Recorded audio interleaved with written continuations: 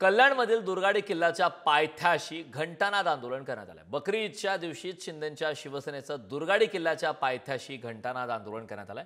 लाल चौकी परिसरात पोलिसांनी शिवसेना कार्यकर्त्यांना अडवले। पोलिसांनी अडवल्यानंतर शिंदेंच्या शिवसेनेच्या कार्यकर्त्यांनी घोषणाबाजी केली। बकरी ईदमुळे दुर्गाडी किल्ल्यावरील मंदिर हे बंद ठेवल्यानं आंदोलन करण्यात आले। शिंदेंच्या शिवसेनेचं दुर्गाडीच्या पायथ्याशी हे आंदोलन करण्यात आलेलं आहे। आंदोलकांना पोलिसांनी लाल चौकी परिसरात अडवलेलं आहे। त्या ठिकाणची दृश्य आपण पाहतोय। खरं तर सकाळपासूनच हे आंदोलन सुरू आहे। शिंदेंचे शिवसैनिक हे आक्रमक झाले। बकरी ईद आणि दुसरी जी ईद असते त्याला मंदिर बंद ठेवलं जातं रमजान ईदला, आणि मंदिरची घंटा बांधली जाते। नगाऱ्यावरती पोलीस आडवे पडतात। ठीक आहे, हे सर्व करत असताना 3 वेळा नवरात्र आणि ईद एकत्र आली, तेव्हा कुठला इश्यू झाला नाही।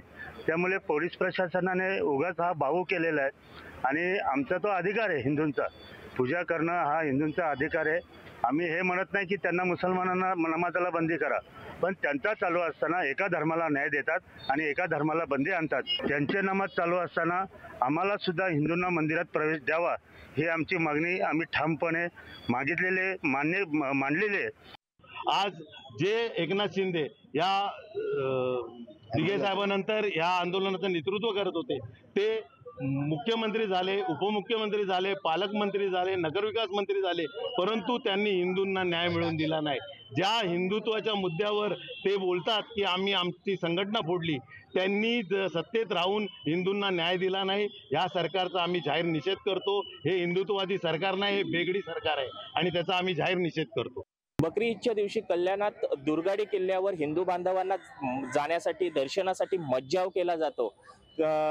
या ठिकाणी हिंदू बांधव हे मोठे आक्रमक होतात का? त्या दिवशी त्यांना दर्शनासाठी मज्जाव केला जातो, या गोष्टीला पकडून हिंदू बांधव आक्रमक होतात। त्यांचा आक्रमकता ही कल्याणच्या लाल चौकी परिसरात दिसून येते। या ठिकाणी हिंदू बांधवांना मज्जाव केल्यानंतर 1986 साली आनंद दिघे यांच्या नेतृत्वाखाली एक मोठं आंदोलन झालं होतं।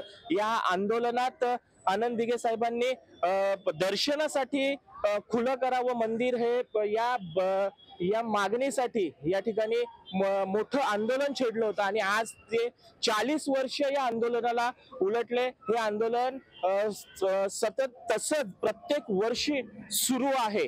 योगेश गोडे, पुढारी न्यूज, कल्याण।